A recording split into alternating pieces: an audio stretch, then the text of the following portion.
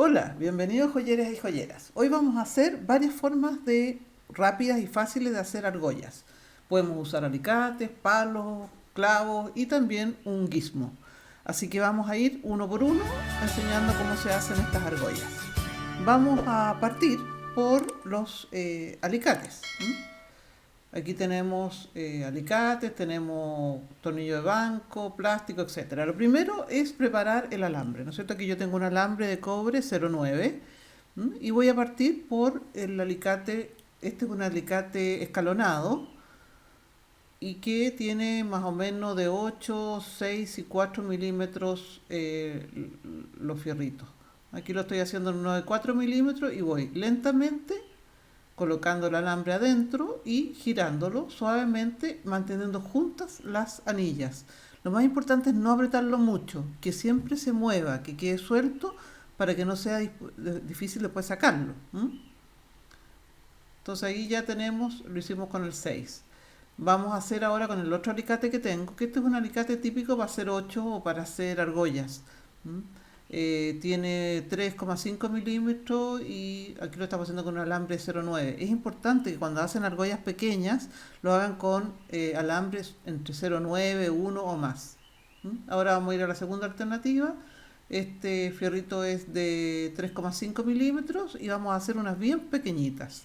¿Ven? Se pone de tope, se empieza a girar, con el dedo lentamente se toma el alambre y lentamente se va girando. Lo más importante es mantener las anillas juntas. Eso evita que después las anillas queden abiertas, chuecas o deformadas. Entonces rápidamente se pueden hacer varias argollas como ustedes ven. También podemos usar fierros, también tubos de silicona, etcétera. Podemos usar muchas cosas. Si usan fierro, fórrenlo. Este es plástico, por ejemplo, y esta la gracia que tiene es que no endurece el alambre. Lo pueden doblar en una esquina, tomarlo, afirmarlo bien con su alicate en un costado y comenzar con la mano, si no tienen alicate, a darlo vuelta fácilmente. Lo van girando alrededor. Como la clave es mantener juntas las anillas, traten de hacerlo lo mejor posible. Esta es una de las más complejas de hacer porque está en el aire. Aquí tenemos ya la 1, la 2 y la 3 posibilidades. Vamos a la cuarta, que es usar el tornillo banco. El tornillo de banco es muy importante porque ustedes pueden afirmar tanto una pieza plástica, metálica o un clavo, como en este caso, que si yo tomé la precaución, ¿no es cierto?, de forrarlo en papel autoadhesivo. De tal forma que esto evita que se endurezca el alambre. Y rápidamente puedo hacer varias anillas. Y después simplemente las corto. Aquí las pueden ver mejor. ¿Eh? Quedan perfectas. También puedo hacerlo, esta es una forma, yo diría, de las más perfectas que se puede hacer si no tienen muchas herramientas.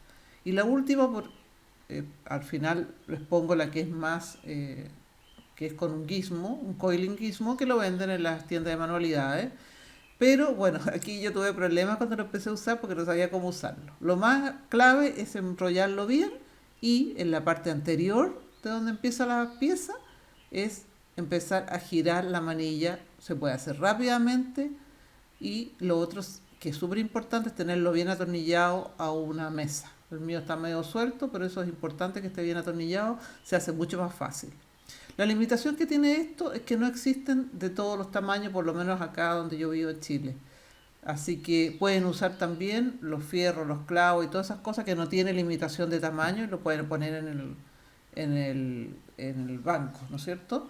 Así que, bueno, esta era la clase chiquitita que les quería hacer. Gracias por estar ahí y nos vemos en la próxima clase. ¡Chao!